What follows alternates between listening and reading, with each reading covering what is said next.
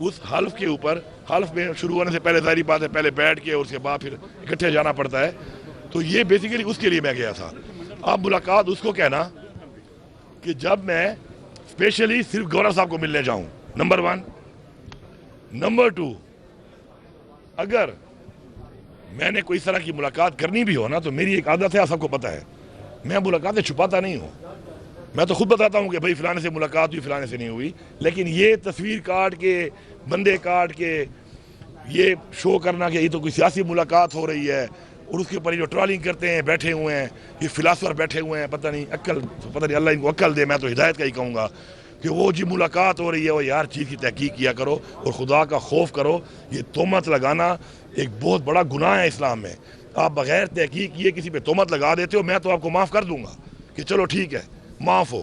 لیکن اپنی اسلامی تعلیمات کے اوپر غور کرو۔ یہ بغیر تحقیق کیے کسی کے بارے میں رائے دینا اور تہمت لگانا یہ اسلام میں گناہ ہے۔ پہلے یہ پڑھ لو، یہ نہیں کہ چیز سامنے آئی تو بغیر سوچے سمجھے جو ہے نا اب کرتا وہی کا نا گڑا دے وار کا خدا ہوں میں نا گڑزو نہ وزو گڑزو نہ تھا گڑزو نہ بار ہوا دو، یہ گڑزے مرزے مت مارا کرو، بیہیو لائک میچور سٹیزن۔ آپ کے ملک میں اس وقت بڑے مسائل چل رہے ہیں، جو بھی ہیں یار، جو بھی ہیں، میں یہ بتا رہا ہوں کہ آپ کے ملک کے بہت زیادہ مسائل ہیں اس وقت۔ آپ کے ملک کے اندر اس وقت قانون کی بالادستی نہیں ہے، آپ کے ملک کے اندر اس وقت آئین کی بالادستی نہیں ہے، آپ کے ملک کے اندر اس وقت روزگار نہیں ہے، مہنگائی سے لوگوں کا برا حال ہے، آپ کا ملک دن بدن نیچے جا رہا ہے، آپ کی اکانومی نیچے جا رہی ہے، قرضوں میں آپ ڈوبتے جا رہے ہیں، آپ کا پیسہ ڈی ویلیو ہو رہا ہے، بجلی آپ کے پاس نہیں ہے۔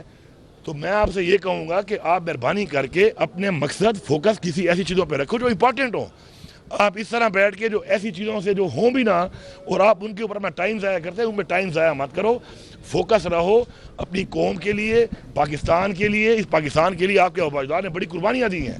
آپ اس پہ فوکس رہو، بجائے اس کے کہ آپ روزانہ مطلب ہے کہ کوئی اپنی طرف سے شوشے بناتے ہو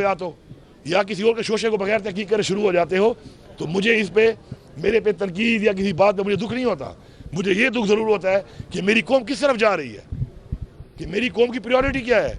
ان کی ترجیحات کیا ہیں۔ تو ترجیحات جو میں نے بتائی ہیں، اگر وہ ترجیحات ہوں گی تو انشاءاللہ پھر یہ قوم ان مسائل کا حل بھی نکالے گی اور ان مسائل سے انشاءاللہ اللہ ہمیں نکالے گا بھی۔